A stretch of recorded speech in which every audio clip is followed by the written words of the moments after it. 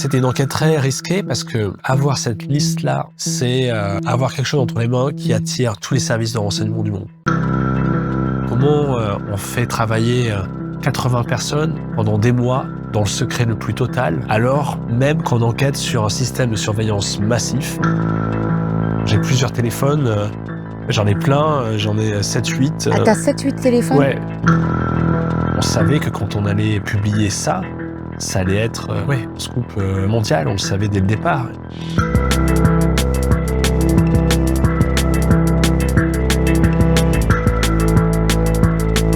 Salut à tous et bienvenue sur Pressroom. Aujourd'hui, c'est Laurent Richard qui nous embarque dans un monde truffé d'espions. Laurent est un journaliste et producteur de documentaires, cofondateur de l'émission Cache Investigation et c'est le créateur d'un réseau international de 300 journalistes appelé Forbidden Stories. Il a reçu de nombreux prix prestigieux, dont l'Emmy Awards du meilleur documentaire d'investigation pour son enquête explosive sur le logiciel espion Pegasus. Et c'est de cette enquête hors du commun qu'il va nous parler aujourd'hui. Elle a été menée dans le plus grand secret avec des mesures de sécurité incroyables pour déjouer la surveillance de plusieurs services secrets. Alors si vous aimez les histoires de journalistes qui combattent les espions, abonnez-vous, likez, commentez, on a besoin de vous et surtout activez la cloche pour ne pas manquer les prochains épisodes. Ça tourne avec Laurent Richard.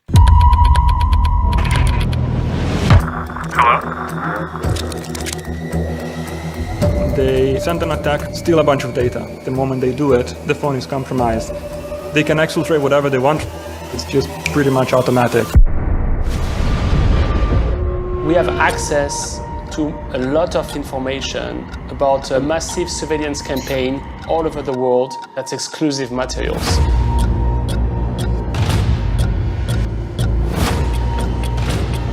Es la constatación de un espionaje planetario, de un gran crimen mundial. Es una bomba atómica.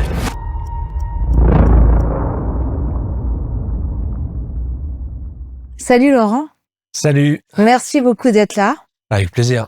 Alors moi j'ai vraiment été extrêmement impressionnée par ton enquête sur Pegasus et je suis pas la seule d'ailleurs. Je t'ai demandé de ramener ton Emmy Awards. Notre Emmy Awards. Votre Emmy Awards. Plein, ouais. Tu peux nous dire ce qu'il y a écrit dessus sur On l'a gagné sur en ce prix 2023-2024. C'est un Emmy Awards. C'est un prix qu'on a obtenu pour un film qui racontait l'enquête qu'on a menée sur Pegasus, le logiciel espion, qui est utilisé dans le monde entier pour traquer des dissidents, des journalistes, des avocats. Et on avait révélé plein de choses là-dedans, notamment l'identité des victimes et ceux qui les poursuivaient. Alors, il y a une entreprise qui s'appelle NSO Group, qui est une entreprise israélienne, qui a développé un logiciel qui s'appelle Pegasus. C'est le logiciel le plus agressif que l'industrie n'a jamais connu. C'est un logiciel qui est capable d'activer votre caméra, votre micro, de lire vos messages chiffrés. Donc il peut nous voir, il peut nous entendre en direct. Ouais, tout est faisable, c'est-à-dire qu'il prend le contrôle entier de votre téléphone. L'interface était sur fond noir. En haut à gauche, on avait la fenêtre principale. À droite et en dessous, il y avait un tableau de bord contenant chacune des applications dont on pouvait extraire les données.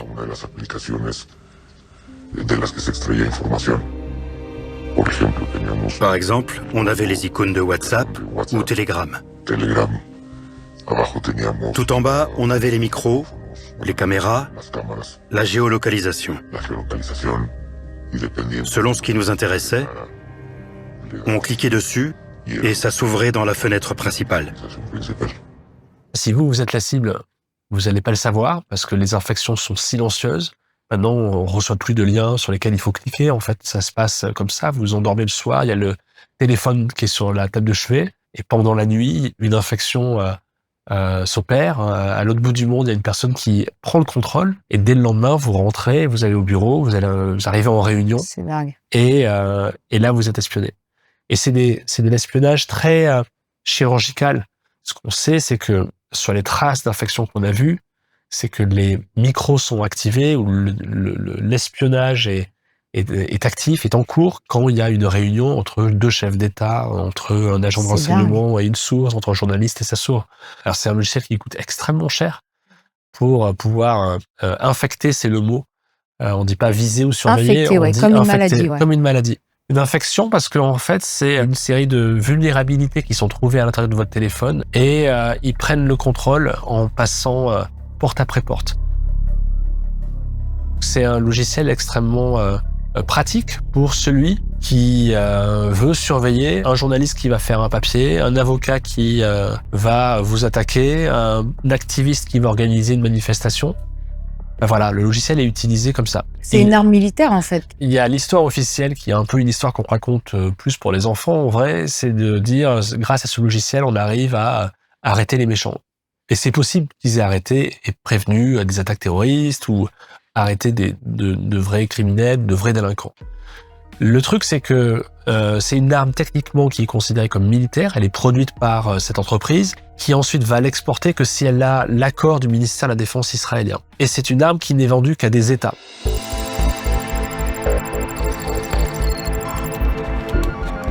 Un État, l'Arabie Saoudite, l'Azerbaïdjan ou le Mexique vont C'est l'acheter. que des États un peu voyous, là, que tu cites, en fait. C'est que des États voyous, mais on sait aussi que des États membres de l'Union européenne l'ont acheté également. C'est ce que tu vas découvrir, ouais, ça c'est dingue. Le problème, c'est que quand on vend un logiciel comme ça, qui est une arme militaire, à un pays comme l'Azerbaïdjan, ou comme le Mexique, ou comme l'Arabie Saoudite, on se doute bien qu'ils vont pas respecter les règles du contrat et que ce sera pas seulement pour arrêter des délinquants financiers.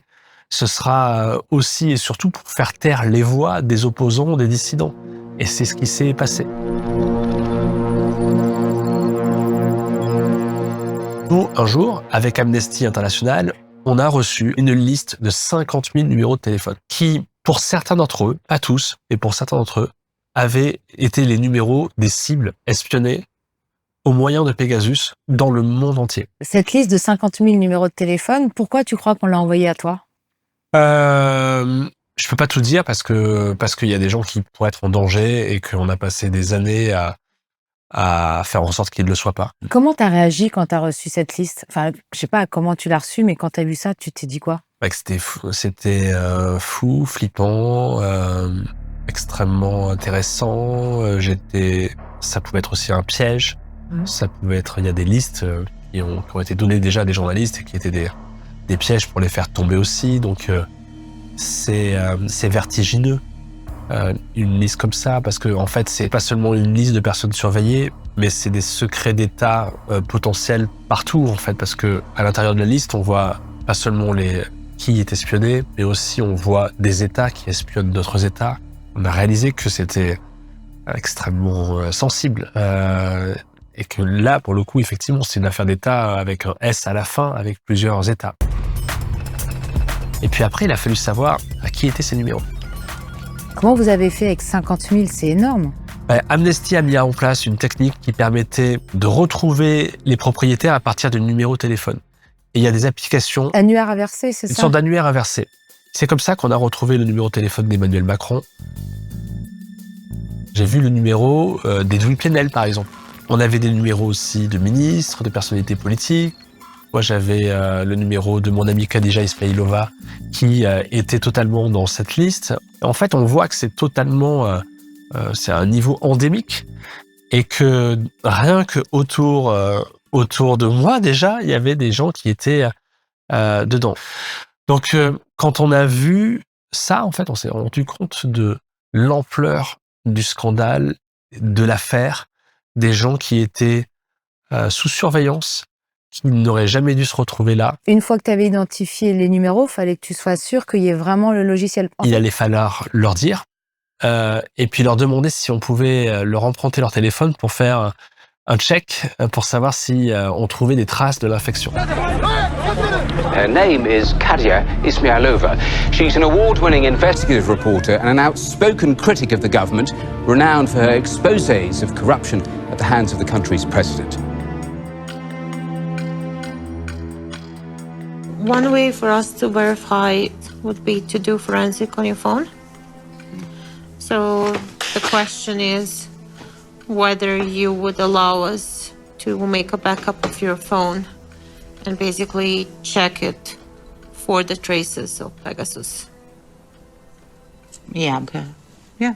Comment réagissent ces gens ? Ils doivent être quand même extrêmement choqués quand on imagine qu'on peut être vu, entendu dans sa vie privée. C'est quelque chose qui doit être difficile à annoncer quand même aux gens. Très dur. C'est très dur et tout le monde ne réagit pas de la même façon, mais certains avaient les larmes aux yeux. C'est comme un viol presque. C'est une intrusion absolue dans ta vie privée, dans ton intimité. C'est réaliser que en fait, à tout moment, n'importe qui ou a priori une puissance malveillante entre guillemets va utiliser quelque chose contre toi. Souvent, on n'a qu'un téléphone et dans ce téléphone-là, on l'utilise pour le professionnel et le personnel.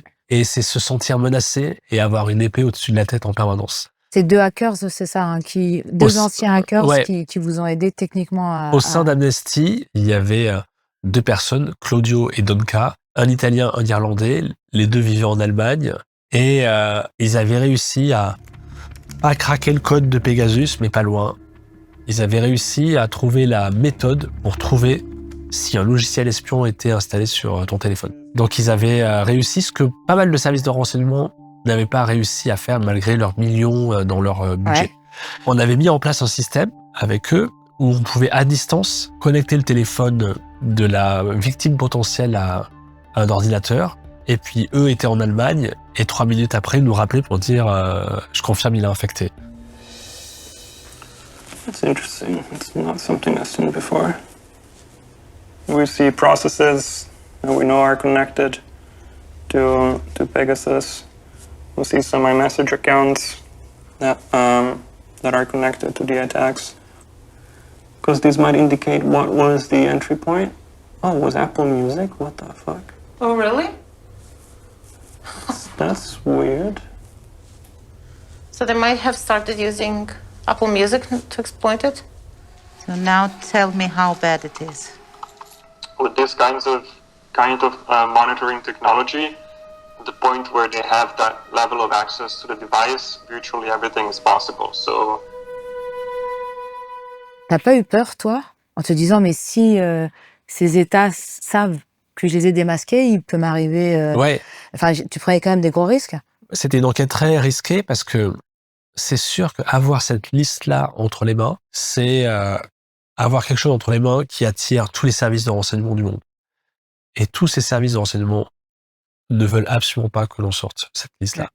Donc, effectivement, ça fait flipper.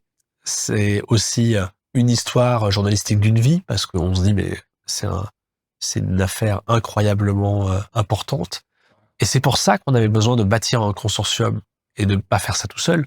Et on a appelé les équipes du Washington Post, les équipes du Guardian, du Monde et plein d'autres pour travailler ensemble pour que chacun dans son pays aille voir ces différentes victimes et mène des enquêtes forensiques techniques sur les téléphones pour vérifier s'il y avait réellement infection ou pas.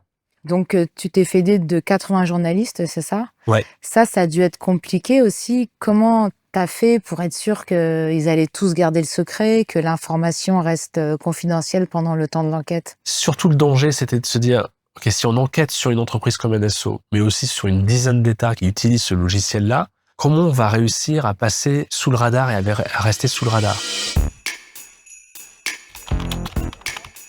Le truc, c'est comment on fait travailler 80 personnes pendant des mois dans le secret le plus total, alors même qu'on enquête sur un système de surveillance massif et que autour de nous, chacun de nous a des personnes qui sont espionnées. Comment on va réussir à communiquer? Donc on a interdit à chaque membre même de l'équipe de Forbidden Stories d'en parler à ses plus proches. On n'a pas travaillé, je peux pas expliquer sur quoi, mais on n'a pas travaillé on n'a pas utilisé nos téléphones pendant des mois.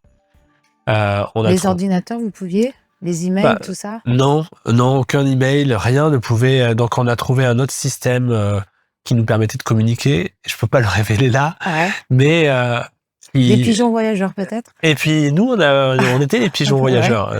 Moi, je me suis transformé en pigeon et j'ai fait des miles. Bah oui. Beaucoup. Le bilan carbone de cette enquête était catastrophique parce qu'il fallait voyager, rencontrer les gens en direct. Donc pendant toute l'enquête, on a utilisé plein de dispositifs. Je peux pas tous les révéler, mais lesquels tu peux révéler? Le premier, c'était d'utiliser des poches de Faraday, en fait, où on met nos téléphones. Donc, une fois que tu les refermes, ces pochettes, ça coupe tout signal. Et donc, le téléphone ne borne plus sur aucune tour GSM ou quoi que ce soit. Donc c'est une façon de se mettre un peu à l'abri. Et quand j'avais pas les poches, c'était le frigo, le micro-ondes chez moi. Ah, le frigo et le micro-ondes, ça marche aussi. Dans un endroit le plus hermétique possible, loin, fermé. Alors j'ai plusieurs téléphones, j'en ai plein, j'en ai 7-8. Ah, t'as 7-8 téléphones? Ouais, mais j'ai les appareils que j'utilise que pour certaines enquêtes. Ouais. Et donc il y a toujours 7-8 enquêtes en cours. Pourquoi t'en as autant? J'en ai autant parce que pour certains contacts, j'ai acheté un téléphone que pour une personne, pour pouvoir parler que avec cette personne-là. Souvent, c'est des téléphones sans carte SIM dedans et j'utilise un réseau en particulier pour me connecter à ces personnes-là. Comment on gère 7-8 téléphones dans son quotidien? Tu les as dans ta poche? Enfin, je veux dire, c'est compliqué. J'ai des téléphones, j'ai des iPods, j'ai plusieurs ordinateurs. Ah oui, et après, il y a des systèmes de communication à l'intérieur de certaines applications plus ou moins chiffrées que j'utilise et que je peux pas révéler là. Mais rien, en fait, faut partir du principe que rien est sûr à 100%. Il fallait qu'on demande la même chose aux gens aussi. Donc ça crée tout de suite une tension. Parfois, la personne peut se dire « Oh là là, il fait encore son journaliste d'investigation, il pense qu'il est sur le Watergate, il va encore me demander de mettre son téléphone à l'abri et tout pour un truc peanuts. Et en fait, non. Je me rappelle quand on a appelé le Washington Post pour leur dire « On a un sujet très important, mais il faudrait qu'on s'en parle. » Et on était en plein milieu du Covid, où on pouvait pas prendre les avions, ou difficilement, ou rarement, ou avec des laissez-passer un peu exceptionnels. On est allé aux États-Unis rencontrer le patron de l'investigation du Washington Post dans un parc à côté de Washington où il y avait du vent. On est sorti des voitures et puis on a pitché, on a expliqué le sujet. On avait trouvé, entre autres, le nom de la veuve de Jamal Khashoggi, qui était un collaborateur du Washington Post, qui était un journaliste, éditorialiste, et qui a été assassiné par les Saoudiens dans un consulat saoudien en Turquie. Jamal Khashoggi s'est rendu au consulat à Istanbul et s'est volatilisé. Ils ont envoyé une équipe d'assassins par avion. Depuis l'aéroport, ils sont venus en voiture avec des outils pour le tailler en pièces. Ils l'ont découpé en morceaux et évacué dans une ou plusieurs valises. Dans la liste des numéros, il y avait également le numéro de sa veuve. Donc il fallait aussi la rencontrer. Donc on s'est dit que ce serait bien si le Washington Post faisait cette partie-là de l'enquête-là. Et c'est ce qu'ils ont fait. Le moment le plus tendu, c'était le moment où on a envoyé des mails, pour le coup, à ces différents États, à l'entreprise LSE Group, pour leur dire, voilà, ça fait des mois qu'on travaille, et d'après nos informations, il y a tant de personnes qui ont été espionnées au moyen de ce logiciel Pegasus, et ces personnes-là ne sont pas des criminels, ce sont des journalistes, des avocats, des dissidents, des opposants. Et c'est là où c'est très dangereux, parce que c'est le moment où ils peuvent essayer de retrouver la source, pour faire chanter la source, pour l'éliminer, pour assassiner un autre journaliste, pour s'en prendre à nous, pour me surveiller. Le lendemain, je vois plein d'emails de nos partenaires qui sont sur d'autres fuseaux horaires et qui ont reçu des menaces d'un grand cabinet d'avocats installé aux États-Unis qui les menace de poursuite si jamais ils publiaient ça. On a dû prévenir l'Élysée. Oui, vous êtes allé le voir, c'est ça? On avait convenu que l'équipe du journal Le Monde allait prévenir l'Élysée. Donc les journalistes du Monde et puis nous, on y est allés et on a rencontré des proches du président et on a expliqué ce qu'on savait. Et on a demandé si on pouvait éventuellement faire une analyse forensique technique du téléphone du président. On nous a dit non, c'est pas possible. Ce sera fait par nos propres services. On va se débrouiller, non, ça peut pas être comme ça, et le téléphone du président a été analysé par les équipes de l'Élysée. On n'a jamais eu de réponse là-dessus. Donc. Ça, c'est son téléphone personnel. Normalement, les présidents ont des téléphones qui leur permettent d'éviter ça? Normalement, de ce qu'on nous a dit, il y a 3 types de téléphones pour le président. Il y en a un qui est fabriqué par Thales et qui est un appareil entièrement chiffré. Il y a un deuxième qui est l'équivalent de smartphone avec un niveau de chiffrement un peu plus élevé. Et après, il y avait le troisième qui était le téléphone perso du président Emmanuel Macron et qui était le téléphone que les journalistes de Paris avaient aussi. Donc c'est le téléphone sur lequel il continue de passer beaucoup de coups de fil. Donc peut-être que dedans, il n'y avait pas tout le temps des informations qui relevaient du secret défense. Ça, vraiment, on n'en sait rien du tout. Toujours est-il qu'il l'utilisait. On sait par ailleurs que 5 ministres étaient réellement affectés. Il y avait qui dedans? Il y avait le ministre de l'Agriculture, il y avait, je pense, la ministre de la Défense. De la Défense. Il y avait une série de personnalités. Puis après, il y avait d'autres ministres qui étaient aussi dans cette liste-là, pour lesquels on n'a pas eu de retour. Le gouvernement n'a pas été vraiment transparent sur...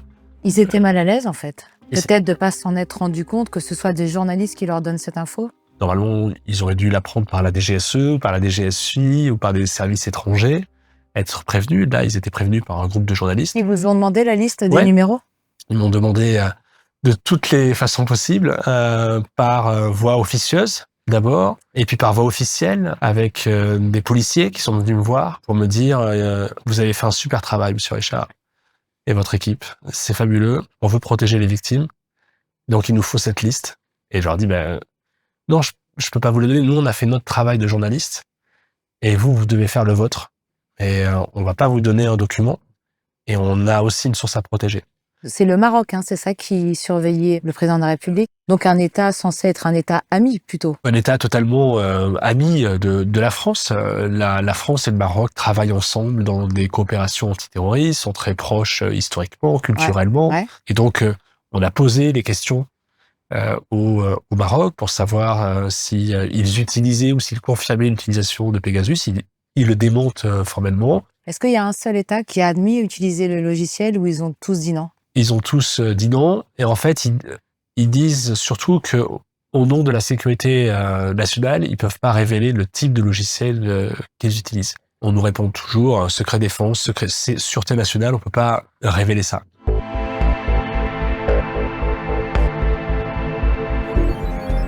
Comment vous avez géré la diffusion de l'enquête? C'était un moment hyper intense. Je me rappelle d'un moment qui était clé.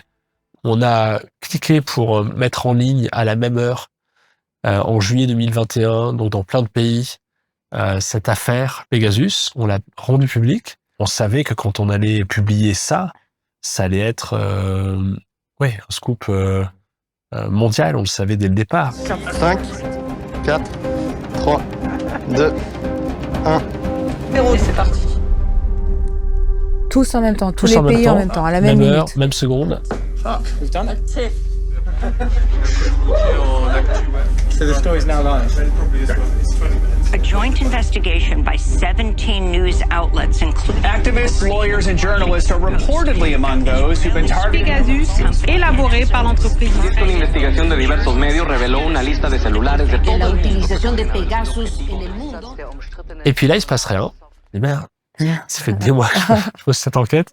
Et là, je vois 1 minute plus tard un tweet d'Edward Snowden qui dit « Arrêtez ce que vous êtes en train de faire, lisez ça, c'est l'enquête de l'année. » Et quand j'ai vu ce tweet, je me suis dit « Ok, ça va démarrer fort. » Et puis tout de suite après, tous les téléphones sont mis à sonner de journalistes qui disaient quelle est cette histoire, quelle est cette affaire, le numéro de téléphone d'Emmanuel Macron est dedans, la veuve de Jamal Khashoggi. Au même moment, moi, il y avait les services de l'État français qui m'appelaient pour me dire il faut absolument qu'on ait accès à cette liste. J'ai reçu dans ma boîte mail, et comme tous les journalistes de Forbidden Stories et membres de ce projet-là, et des dizaines et des dizaines de mails de gens qui disaient est-ce que vous pouvez faire une analyse de mon téléphone, mais même des centaines dans la même journée. C'était une déflagration absolue. Est-ce qu'aujourd'hui, il pourrait y avoir d'autres logiciels comme Pegasus qui se retrouvent dans nos téléphones? Il y en a. En fait, il y a d'autres logiciels. Le truc, c'est que on a révélé ça. Je pense que ça a permis de faire prendre conscience que on avait un énorme problème de cybersurveillance massif à l'échelle mondiale et que pas grand monde ne protégeait le citoyen là-dedans. Mais derrière, l'entreprise Pegasus, a certes perdu de ses clients, a souffert d'une crise de réputation. Certains de ses employés sont partis parce qu'ils ne savaient pas tout, mais elle est toujours là, elle existe toujours, et d'autres entreprises ont récupéré les clients que NSO Group avait perdus. Donc il y a tant qu'il y aura toujours des dictateurs, des autocrates, des régimes, des gouvernements pour acheter et pour mettre des millions sur la table pour acheter ce type de logiciel-là, on aura toujours des infections en cours. Donc aujourd'hui, Pegasus existe toujours, mais il y a d'autres logiciels, il y a Novispy, il y en a plein d'autres qui sont utilisés. C'est hyper flippant en vrai. C'est très flippant et c'est le monde dans lequel on est très flippant. Donc moi je trouve que ce contexte-là global de surveillance, de désinformation, de désignation des journalistes comme les ennemis du peuple. On est maintenant face à un nouvel axe de l'Est à l'Ouest, de Trump à Poutine, où les journalistes, il y a un axe global qui dit les journalistes sont les ennemis du peuple. Donc, il y a deux choses à faire. Soit on se résigne et on se dit ce sera trop dur d'aller se battre, en fait, au nom de l'information. Soit on réagit. Moi, je pense que la réaction en groupe, coordonnée, sur les enquêtes les plus compliquées, les plus dangereuses, est la bonne. Je pense que le journalisme collaboratif est le futur du journalisme. Tout seul, on fait pas peur à un État. Si on est 50, oui, on va les empêcher de nous attaquer. On sera inarrêtable. Donc moi, je pense que le futur, en tout cas de l'investigation, il est vraiment dans la collaboration, dans l'investigation collaborative, avec des techniques open source, avec l'association de boîtes comme Amnesty Security Lab qui peuvent mener des analyses techniques aussi. Donc le futur, il est du journalisme et de l'investigation, il est pour moi dans le collaboratif.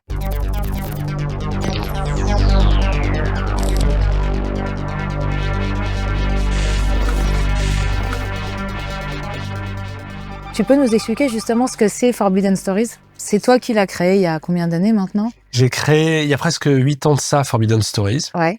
En fait, c'est une idée toute simple, c'est que quand un journaliste meurt, quand un journaliste est emprisonné, on s'associe à plusieurs. On travaille à 40, 50 journalistes et on poursuit le travail du journaliste assassiné. Et on le fait avec deux objectifs. Le premier, c'est que, les gens aient accès à l'information. Daphne Caruana Galizia, qui est assassinée en 2017, elle travaillait sur la corruption à Malte. On a été 50 journalistes à poursuivre son travail avec le New York Times, avec Le Monde, avec plein d'autres. Et on a publié pour que les gens aient accès à l'information sur le niveau de corruption au sein de ce pays membre de l'Union européenne. Et le deuxième objectif de Forbidden Stories, c'est d'envoyer un signal fort aux ennemis de la liberté de la presse, à ceux qui emprisonnent des journalistes, à ceux qui les surveillent, à ceux qui les tuent, pour leur dire vous avez tué le messager, mais vous tuerez jamais le message. Et pour qu'ils commencent à comprendre que c'est contre-productif de tuer un journaliste. Parce qu'ils veulent censurer une histoire, ils veulent pas que l'histoire soit publiée, sorte. En fait, maintenant, s'ils savent qu'il y a 50 autres journalistes qui sont prêts à poursuivre le travail... Du monde entier, en plus. Du monde entier. Peut-être que ça va les dissuader. Peut-être que ça va les amener à réfléchir à deux fois. Parce que sinon, l'enquête, elle sera publiée non seulement à Malte, mais aussi en France, mais aussi aux États-Unis et partout.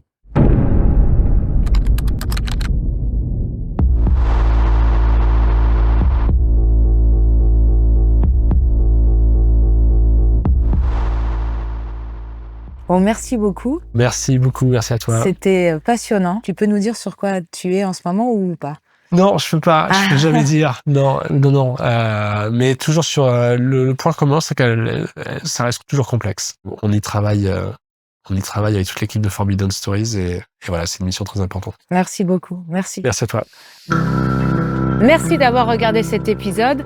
Merci à toute l'équipe de Pressroom qui travaille en coulisses. Alors, nous sommes un média indépendant. N'hésitez pas à nous soutenir en faisant un don sur Tipeee. À bientôt sur Pressroom.